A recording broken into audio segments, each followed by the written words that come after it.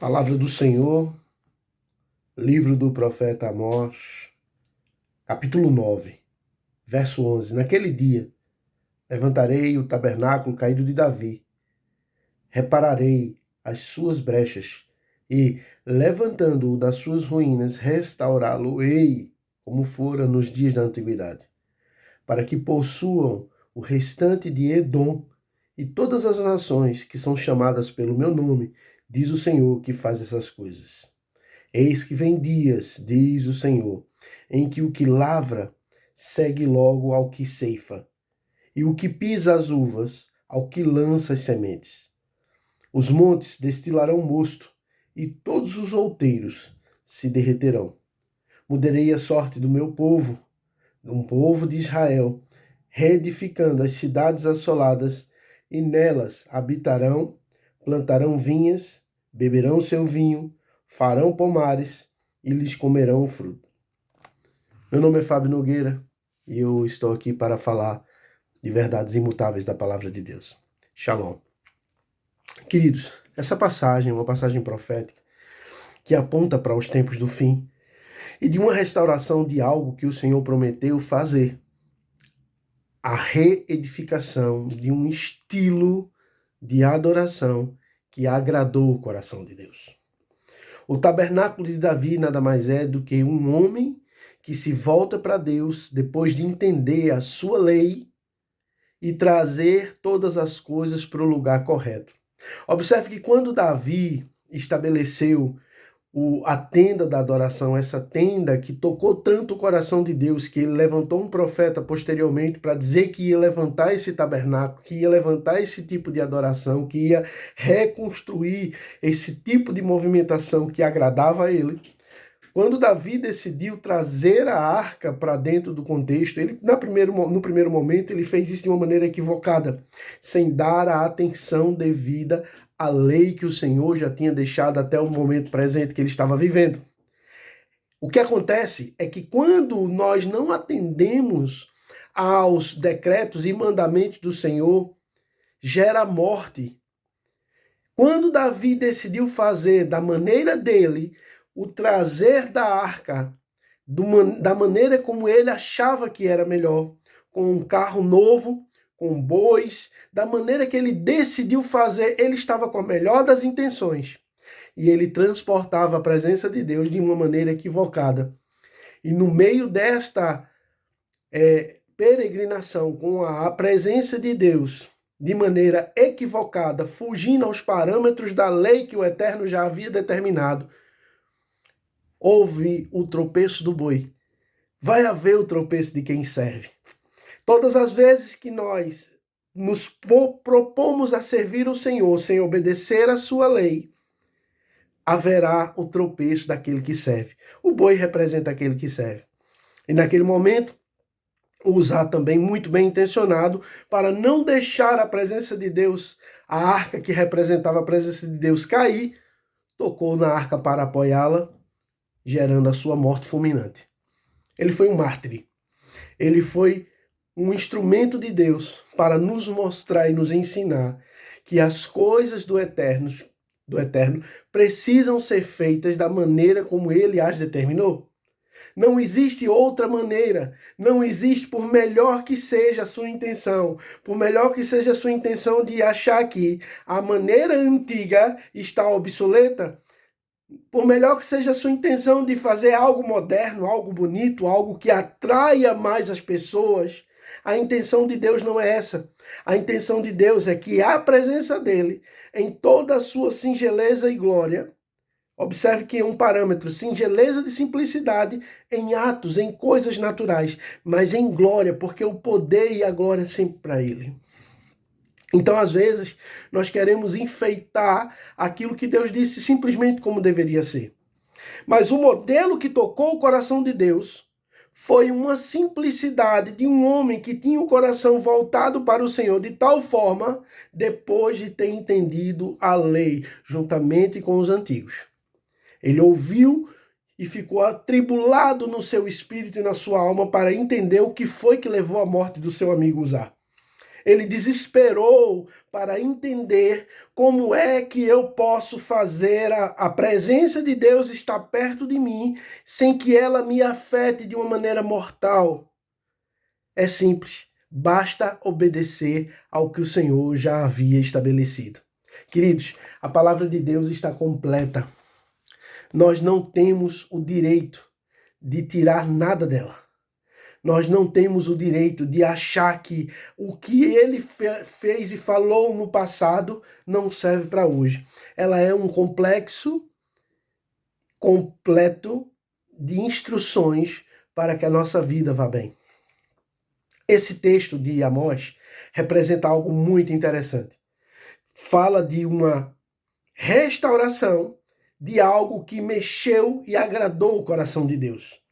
Também fala de um parente afastado, de um parente rejeitado. Edom representa Esaú, o parente rejeitado. O Senhor diz que nesse tempo de restauração das coisas que mexem com a sua pessoa, as coisas que agradam o seu coração, ele diz que nesse meio de restauração, ele vai reconquistar até os parentes afastados. Quando ele diz que vai conquistar o restante de Edom e quando ele diz que vai atrair aqueles que são chamados pelo nome do Senhor. Então, esta graça e este favor do Eterno para com os homens no tempo do fim não está relacionado apenas a uma consanguinidade direta. Eu tenho certeza que eu sou descendente de israelitas. Eu tenho certeza que eu sou da tribo de tal, da tribo A, da tribo de Levi, compreende? Não tem nada a ver com isso. Tem a ver com o que o Senhor está fazendo nessa sua restauração. Está acontecendo em nossos dias uma aceleração para que essa techuvá aconteça. Observa que o texto profético revela uma aceleração num processo que seria comum, natural, levar pelo menos 7 anos.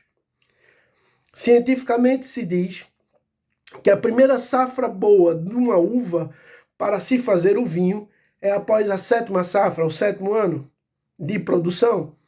Ou seja, o texto profético faz uma alusão a essa questão da safra, da semeadura, ou seja, é uma aceleração, porque diz que aquele que planta é seguido pelo que colhe, o que colhe pelo que pisa as uvas, o que pisa as uvas para fazer o vinho. Ok? E depois diz que o Senhor vai dar de novo ao seu povo, ao seu Israel restaurado, à sua Israel espiritual restaurada, o direito de estar no lugar alto. Porém, ele diz no texto que todos os outeiros serão desfeitos. Outeiros, montes, são, na Bíblia, simbolicamente, o mesmo que altar. O Senhor está dizendo na sua palavra profética que os altares serão destruídos, os altares serão nivelados. E haverá um monte que destilará o mosto, haverá um monte que destilará algo específico que alegrará o seu povo. Meu amigo, minha amiga, meu irmão, minha irmã, presta muita atenção. Nós estamos vivendo um tempo em que o Eterno está chamando o seu povo, está arregimentando, está convocando, desde trombeta, esse último toque, eu senti o meu coração sendo convidado a um lugar de arrependimento. Recentemente eu vi um post de minha irmã Priscila e meu irmão Jean na página deles. Eu acho que ele encaminhou de alguém e tinha uma frase assim com um efeito muito violento. O verdadeiro avivamento não é adrenalina. O verdadeiro avivamento não está relacionado com adrenalina, porque quando nós nos metemos em um local físico, onde existe uma música muito cativante, bonita, impactante, com verdades absolutas da palavra de Deus sendo entoada, onde existe o efeito das luzes, onde o lugar é agradável, onde as pessoas que estão ali à sua volta são pessoas que você ama, e aquele som forte, aquelas palavras impactantes sendo liberadas, o nosso organismo, que é natural, ele entra em um lugar de adrenalina. Ele entra em um lugar de agitação. E é natural a gente achar que essa euforia é o avivamento genuíno. Mas eu quero dizer uma coisa para você. segundo aquilo que eu vi lá no post que ela liberou. Forte demais, e aquilo mexeu comigo, e eu estou pensando nisso até agora. O verdadeiro avivamento, ele gera um arrependimento. Ele quebranta o coração do homem. Ele vai buscar o parente afastado, ele vai buscar o Edom, ele vai buscar aquele que foi rejeitado por causa de práticas iníquas, ele vai buscar aquele que foi rejeitado por rejeitar. Observe que Esaú ele foi rejeitado porque ele rejeitou. Ele rejeitou a primogenitura, ele rejeitou a bênção que era para ele. Em troca de quê? De nada. Em troca de satisfazer o seu próprio ventre. A palavra diz que nos dias do fim serão muito difíceis e muito duros, porque os homens estarão amigos do prazer. Os homens estarão amigos do mundo, mais do que amigos de Deus. Os homens estarão interessados em se satisfazerem particularmente. Eles estarão como se o seu ventre fosse o seu rei. Quando, na verdade, essa palavra nos traz algo importante a pensarmos. Nós não podemos nos perder do propósito. Nós temos um propósito. Essa nossa existência, essa nossa era, essa nossa estação nesse lugar físico é temporário, é passageiro, é um teste. Nós estamos aqui porque houve uma transgressão. Nós estamos aqui porque houve um desligamento da nossa essência espiritual, a qual nos gerou uma prova de carne e sangue. Segundo a tradição judaica e a Midrash, diz que antes do homem aceder a esse plano físico, ele precisa prometer no mínimo 3 vezes em um tribunal eterno que vai se comportar bem, que vai voltar para casa, que vai fazer tudo certinho para regressar ao seio de Abraão. Diz a Midrash que essa marca que temos debaixo do nariz é depois que o ser que vai ingressar nessa experiência de carne diz: sim, eu vou me comportar a última vez. O anjo dá uma palmada na sua boca e esse dedo grande faz essa marca que nós temos aqui. E é assim a Midrash, né? E são histórias que são contadas em Israel para o povo aprender algumas realidades sobrenaturais. Eles às vezes usam umas figuras, umas parábolas, para ensinar coisas incríveis. A grande realidade é que a nossa essência deve voltar para o dono dela, que é o Criador. Mas nós temos esse arbítrio, nós temos essa escolha de servirmos ou não servirmos a Deus. Você que teve um encontro com Yeshua, você que realmente se sente aceito por Ele no dia que você conheceu a presença dele, entendeu que precisava dele e pediu perdão dos seus pecados e se aproximou dele, recebeu o direito de ser chamado filho de Deus novamente, de ser chamado filho da graça e da salvação novamente. O Senhor, quando pegou você e trouxe você para essa existência espiritual, você entrou em um lugar de produzir frutos dignos de arrependimento. O verdadeiro avivamento está relacionado em atrair o parente rejeitado, em atrair aquele que rejeitou o primeiro a sua primogenitura, aquele que rejeitou primeiro aquilo que era o seu direito. A graça, o favor, a misericórdia, o lugar com o Pai. Queridos, o Senhor está restaurando o seu tabernáculo caído. O tabernáculo caído que eu me refiro é aquele que agradou o coração dele. O tabernáculo de Davi. A tenda da simplicidade, onde não havia luzes, onde não havia pompa humana, onde não havia glamour. Até mesmo mais simples do que o tabernáculo que Deus havia dado a Moisés. Ele disse que não ia. Davi, quando fez a tendazinha lá em Jebus, ele disse, não precisa destruir o tabernáculo que está aí funcionando, o templo, deixa estar como está. Mas a graça dessa presença, da arca, eu quero aqui na tenda. Eu, como rei, entendi que eu preciso estar à volta da presença. Querido, não existe um método mais eficaz de governo do que governar tendo a presença do Senhor no centro da sua tenda. Amados, nós estamos vivendo tempos difíceis, tempos árduos, tempos pesados, onde o inimigo tem ganhado força. Sabe por quê? Porque está chegando o próximo tempo do fim. Então existe uma aceleração para que a graça se estabeleça, é verdade. Existe uma aceleração para que se cumpra os propósitos eternos do Senhor. Então ele está abrindo algumas caixas de Pandora, por assim dizer. Ele está liberando alguns mistérios para que nós possamos entender nesse tempo. E o maior deles, que eu acho que é o mais pesado de todos para essa era, para esse tempo, é o Senhor está chamando o seu povo para os encontros marcados no momento exato. Deus revelou no céu, lá no Gênesis, lá no começo, como é que seriam contados os dias, os meses, os anos. E amigo, amiga, irmão, irmã, não quero dizer para você que você vai ter êxito na sua jornada espiritual se você chegar atrasado ou adiantado. Por melhor que seja a sua intenção, quando você não cumpre a vontade do Pai, mesmo que você esteja muito bem intencionado e fazendo da melhor maneira, vai gerar morte. Uzá foi o mártir que revelou que quando não se carrega a presença da maneira que Deus mandou, é gerado morte. Por melhor que seja a intenção, por melhor que seja a tua intencionalidade, Deus já determinou como Ele quer que a presença dele seja levada. Ele já disse que quer que a arca seja transportada nos ombros daqueles que foram chamados para esse fim. Ele já revelou que existe um jeito correto de se sacrificar para ele. Não é comprando o melhor carro, não é colocando os melhores bois, não é fazendo com a música que você quer. Não. Ele já havia determinado a maneira correta de se fazer isso. Ah, Fábio, mas é muito chato. Sabe por que é chato?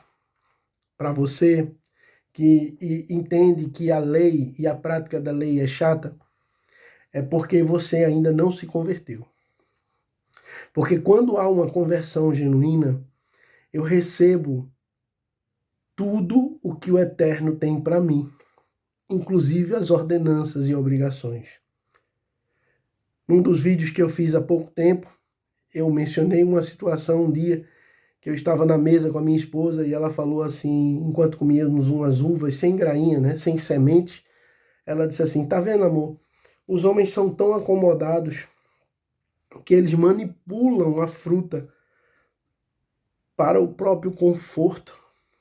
Deus me impactou muito com aquela realidade. O que está acontecendo é que muitos homens, muitos líderes, muitos pastores, aqueles que estão aí, apóstolos, profetas, auto-intitulados, estão manipulando a verdade para desfrutar somente da doçura, para desfrutar somente do prazer que a Bíblia tem. Então, queridos, é muito grave essa situação que estamos vivendo.